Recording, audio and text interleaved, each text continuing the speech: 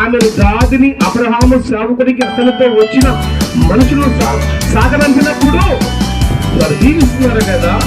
వారు రెబకాతో మా సహోదరి నీవు వేలకు తల్లి వెతుకును గాక అంటున్నారు.